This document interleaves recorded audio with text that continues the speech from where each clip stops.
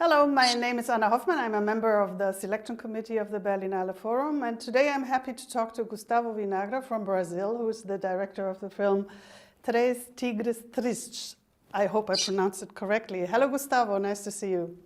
Nice to see you, Anna. Yes, your pronunciation was really great. Thank you. You came to Berlin in 2020 with your film Divinely Evil, and after you left, the world changed in a way totally, also under the influence of the COVID-19 pandemic. And in your new film, there's also a virus, which has no name, that plays an important role. And I suggest we see a short clip to meet your three protagonists, Pedro, Isabella, and Jonathan, to learn to know them a bit, and afterwards we talk about it. Ai, gente, eu amo esse lugar. É ótimo pra pegar uma poluição assim. Falou a fumante de um maço por dia, né? Por isso mesmo, tem que saber administrar as coisas. Uma droguinha, uma fritinha. Ó, eu trouxe esses pãezinhos japoneses que eu roubei do trabalho ontem. Que gostoso. Gente, que fofo! É de feijão. É salgado? Não, é doce. Que gracinha!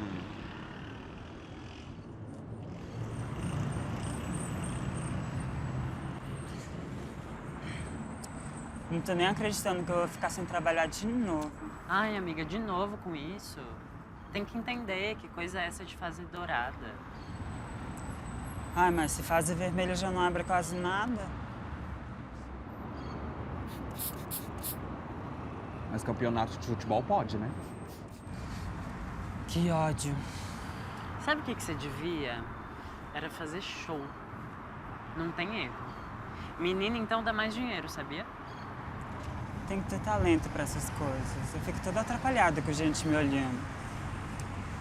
Queria mesmo era sair de São Paulo, ir pra um lugar mais calmo. Como se você fosse esse tipo de gente, né? Ah, mas se é pra ficar aqui, pagando aluguel caro, sem trabalho, sem cursinho, sem porra nenhuma, caralho, eu prefiro ser abduzida. Yeah, Gustavo, maybe you can tell us a bit about the characters and how you worked with the actors, what it was like to shoot in São Paulo and under the circumstances. Yeah, I made the casting for the film in 2020. We were supposed to shoot it in March. Then we had everything ready, and it was like a really different script. And then we had to cancel it because of the coronavirus. And then we were like already for 6 months or maybe more. We were already like meeting on the internet because some of them are not from São Paulo. Isabella is she was living in Porto Alegre, and Jonathan is from Minas Gerais. So we were like for 6 months only meeting and talking about films and watching films together and discussing it.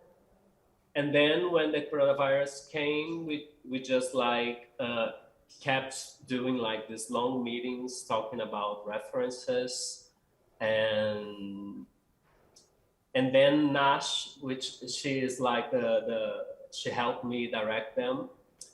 We like brought her also, and then we started doing like exercises all through Zoom, and it was really good actually. I was like really surprised to see how, well, it's not the same to be in person there, like acting. It demands lots of body and feeling and seeing each other in the eye, but at least we had a way to communicate, and I think it was really good to prepare them for like getting into the set and being more relaxed and like knowing me better and knowing how I work better. And it was their first film, so I think that was really good to do those meetings, even if they were on the internet. And then when we were like always like postponing the film because we didn't really know. I wasn't feeling safe to make a film. There were like friends of mine that at the end of the first wave started shooting here, and then everybody got infected and they had to cancel the film, and the money of the film was over. So I was really scared of that happening. So we waited the longest that we could. Our film agency nowadays at Bolsonaro's government isn't working at all. So they weren't answering our emails because we wanted to have more to expand the deadline to make the film, because we had like a deadline to deliver the film, and they simply didn't answer that, and they also didn't like give us more money to because we needed all the money for security, and then when we realized that that wasn't happening at all, then we decided to start shooting, and it was like a bit scary, but at the same time, everybody started to get vaccinated throughout the shooting, and nobody was infected. So I think I was pretty lucky, but I had to reduce a lot. The script was really bigger, and there was no pandemic in the script before. Also, I think to me, it was really important to talk about that, not ignore it. Like, to me, it made no sense, like, pretend I was making a film with no pandemics, because then it would be like, I don't know, would be very weird, like, to be in the streets of São Paulo pretending that there was no pandemic. So I changed everything, and we lost some locations and characters to make it smaller to fit our budget, because we were really impacted with the security protocols. And yeah, but I think it really gave the film a sense of not emergency, but because I don't think it is emergency film, but I think with the pandemics, I really could have the time to understand exactly what I wanted to say in this new script. So I think, From my perspective, the city of Sao Paulo also plays an important role as a kind of character. And when the three of them roam through the city, you, as an audience, you get a glimpse also of the daily life of topics as unemployment, homophobia, and the situation of culture in the pandemic. Also, they do little acts of resistance, and I was wondering, would you agree that this is also a strong political statement that you give with the film? Well, I think it is a political statement that the film exists, because the film is like from the last funding that before like Bolsonaro destroy everything. So I think that is pretty political already, that it's one of the last ones, and we hope that changes soon. But I don't know how to answer that. I don't know, because I really tried just like mixing, like in the city. I didn't try. I don't know how conscious these characters are of being political or not. I think they're just living, and they are naturally political, even when they like put the drawing of two men kissing over Bolsonaro's face in the wall. To me, I don't know. Of course, it's very political, but to them, it's just like an old poster of Bolsonaro that is falling to pieces already. I see. They are just like replacing it, but really naturally, I think. The virus in your film makes people forgetful of names and places, but I was wondering if it's also in a more general sense of history or of what is at stake. And there's another element, and that is, it's not only one virus, it's also another virus, which is the HIV and AIDS virus. And maybe we can see another short clip to discuss that further. Tem tantos vírus hoje, né? Que o HIV virou coisa do passado. Eu tenho HIV desde 92. Sério? 92? Pouquíssima gente sobrevivia nessa época. Ah, pois é, eu nem imaginava que estaria vivo hoje, morrendo de outra coisa. Sim, o Pedro me contou. É por isso que você não usa máscara? É melhor morrer de esquecimento do que de câncer. Mas eu não saio de casa, gente. A minha vida é um verdadeiro delivery. Nem gripe eu pego.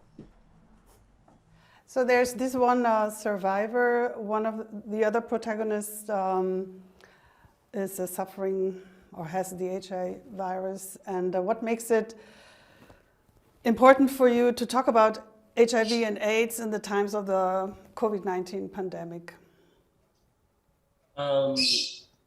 My previous film was a documentary on artists living with HIV in Brazil and talking about HIV in their art. So it was like a really deep research that was really fresh in my mind. But I felt like I missed seeing a character in a fiction living with HIV and dealing with other kind of stage of the disease. He's like getting to be intransmissible and undetectable. So, and it's like something we don't see a lot in cinema. We only see like people, historic films of the beginning of the epidemic of HIV. People dying, and I just wanted to show a young person like living with HIV and talking about it kind of naturally. Of course, he has problems. He has to travel to another city to get this treatment. But to me, it was really important to bring back HIV at this moment, also for us like to compare how both of these viruses were treated, how they were shown on television, how are they represented. So, and to me it was really important also not to forget this generation who died of HIV in the beginning. So this character, which I love, that is Omar, he was like at kind of the beginning of the epidemic. He got HIV and he's still alive and he's dying from cancer. And to me it was important just to be, it's a bit naive, and I think I wanted to make that kind of naive film. So they are kind of almost happy to talk about diseases, and he's dying of cancer, but you don't really notice, like he doesn't have like any, you can not tell by looking at him that he's dying, he's having sex, and maybe it's a bit utopic, but that's how I wanted to portray it. Yeah, apropos Utopia, I mean, we see the protagonists in the outside world, but you as a filmmaker also create a space for them, which is for me almost dreamlike, maybe also a bit nostalgic was my feeling, because it all starts in a thrift store. And at some point someone says, a new world is impossible, and that's where we are headed. And I found that a beautiful phrase for somehow going back to a past before social distancing in a wider sense and creating an utopia. Was that also your idea behind the film in general? Yes, I think so. I think like my previous films, they are mostly documentaries, and I think I just wanted to do a fiction that we could just like emerge on unrealness in a way. And there's another phrase in the film that I like, where Jonathan meets his potential kisser, and he says, he's telling him that he met him in the morning and the guy doesn't remember him. And he said, "You told me you don't like Drag Race." And he answers, "I don't like reality." And to me, that's a good phrase also, like to define the film. So at the same time that I wanted to talk about nowadays and about the pandemic and about being young in São Paulo, I also wanted to be free to not have any compromise with reality. And yeah, and I think we really need like to create a new world. I think it has like a really direct message about like the need to change things. And I think naturally also like there is no coming back to an old world, and the end of this world, old world, is like you can avoid it. And I think Bolsonaro and all this fascist desperate movement that is going right now is just an answer because they are desperate, because they are afraid of the end of themselves. And I think they are about to, I mean, we are really close to change the world, I think. Like this new generation, and yeah, I think they are destined to disappear, like this old kind of way of dealing with power and everything. And to me, this having Bolsonaro here as our president is just like a desperate way close to death, to their death. I may be wrong, but that's what I wanted to have to feel in the film. I see. I hope you are right there, and there couldn't be more beautiful words to end our little talk here. Yeah. You made a question that I didn't answer about memory. Ah, yeah. Yes, and I think it has a lot to do with history, as you told. I mean, nowadays we have people that says that in Brazil there was never a dictatorship ever, and all this kind of fake news that suddenly a part of the population believes in. And at the same time, I think the film brings also this joy of forgetting, also this joy of just letting go of things and creating a new world, and forgetting the bad things. But yes, I wanted also to talk about this lack of memory of this political memory, historic memory. The other day, I thought about something that I didn't think about while making the film, but also São Paulo is like a city that was like full of rivers, but we don't have a river in the city because they were all like, how do I say this? They were all covered by the city. Mm. It's not like in Europe that you have like the city looking at the rivers. Here they are all under the city. And that's also a way like of forgetting. We don't really know like the structure of it's really violent the way this city was built, and I never thought about that in my film. But then I rewatched the scene where they are in the river, which is like a really polluted river here in São Paulo, and then that came to me also, like how we just like are destroying everything and just put it on the ground.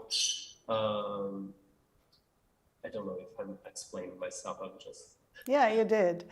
Gustavo, I thank you very much for sharing your thoughts with me and the audience, and thank you also very much for this tender and up-to-date film. And I'm looking forward to seeing you in Berlin, and hope we can continue our little discussion here. Thank you.